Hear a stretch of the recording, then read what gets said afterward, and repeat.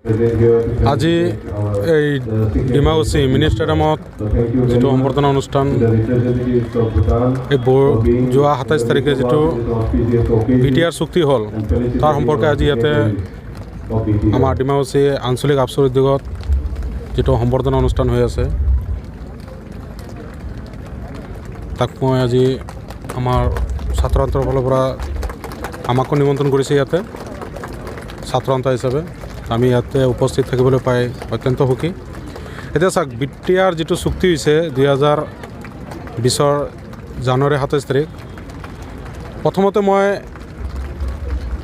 সকলো চুক্তিকাৰী সকললৈ আমি BTR সদৌ ব্ৰিটিছ অনুসূচিত জাতি ছাত্ৰ সন্থাৰ ফালৰ পৰা তেওঁলোকক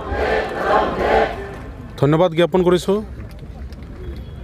আজি যিটো বড়ো চুক্তি হ'ল এইটো সঁচাকৈয়ে বহুত উল্লেখনীয়, কাৰণ আমি BTCত বসবাস কৰি আছোঁ বিগত বহু বছৰৰ পৰাই, সৰুৰ পৰাই বুলি ক'ব লাগিব, জন্ম ইয়াতে।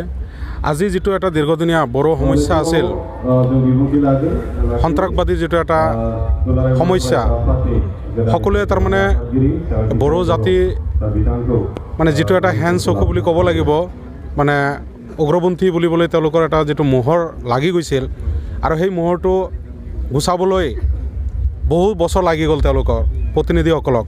আজি এই চুক্তিৰ জৰিয়তে তেওঁলোকে আজি নিজৰ যিটো গাত যিটো দাগ আছিল সেই দাগটো মই ভাবোঁ মচিবলৈ সক্ষম হৈছে। লগতে তেওঁলোকে এই BTR অঞ্চলত নতুনকৈ শান্তি প্ৰতিষ্ঠাৰ কথা চিন্তা কৰিছে, সেইটো বৰ উল্লেখনীয়। সেইকাৰণে যিসকল চুক্তিকাৰী NDFB গোটৰ বিভিন্ন সদস্য, সভাপতি, সম্পাদক, তেওঁলোকক আমি অশেষ ধন্যবাদ জ্ঞাপন কৰিছোঁ তেওঁলোকে মূল সুঁতিত ঘূৰি অহাৰ কাৰণে।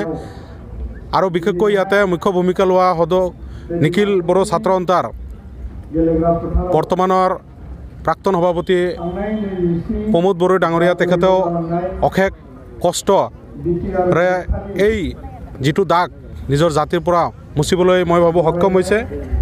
আজি আমি আশাবাদী, কাৰণ BTR চুক্তিৰ জৰিয়তে আমাৰ BTR-বাসীত কিছুমান নতুন প্ৰতিষ্ঠান, শিক্ষানুষ্ঠান আৰু আন্তঃগাঁথনিক কিছুমান আমাক ইয়াতে তেওঁলোকে কেন্দ্ৰীয় চৰকাৰৰ পৰা দিবলৈ বা তেওঁলোকে আনিবলৈ সক্ষম হৈছে। আমি আশাবাদী যাতে আমি সকলো ভাষা, জনগোষ্ঠী, জাতি সকলোৱে যাতে আমি একেলগ হৈ এই BTR যিসকল চুক্তিকাৰী তেওঁলোকৰ লগত খোজত খোজ মিলাই আমি যাতে এই BTRটো আমাৰ ৰাজ্যত, আমাৰ অসমৰ ভিতৰত যাতে আমি এই BTRটো এটা সুকীয়াকৈ প্ৰতিষ্ঠা কৰিব পাৰোঁ, তাৰে আমাৰ আগন্তুক দিনৰ লক্ষ্য। আৰু আমি এই আশাবাদী। BTC নিৰ্বাচন বুলি ক'বলৈ হ'লে BTC নিৰ্বাচনৰ এতিয়ালৈকে অধিসূচনা জাৰি হোৱা নাই, সেই বিষয়ে আমি এতিয়ালৈকে একো নকওঁ। কিন্তু আমি এটা কথা ইয়াৰ পৰা আমি ক'ব বিচাৰোঁ যে আমি বিগত বহু বছৰ ধৰি BTC প্ৰশাসন, BTCৰ চৰকাৰক আমি দাবী জনাই আহিছিলোঁ যে আমাৰ যিটো SC সংক্ৰান্তত যিবিলাক সংৰক্ষণ তেওঁলোকে মানে ৰূপায়ণ কৰাত বিফল হৈছে। আমি বহুতো ধৰ্ণা কাৰ্যসূচীৰ জৰিয়তে তেওঁলোকক অৱগত কৰাইছিলোঁ। এতিয়াও আমি আজিৰ সভাৰ জৰিয়তে আমি আহ্বান জনাই আছোঁ যাতে তেওঁলোকে আমাৰ যিখিনি সংৰক্ষণৰ ব্যৱস্থা তেওঁলোকে সেইখিনি কৰক। আৰু আমি অনাগত দিনত মানে যিয়ে চৰকাৰ নাহক তেওঁলোকৰ লগত যাতে তেওঁলোকক আমি আহ্বান জনাম যাতে আমাৰ যিখিনি সাংবিধানিক সুৰক্ষা তেওঁলোকে যাতে প্ৰদান কৰে।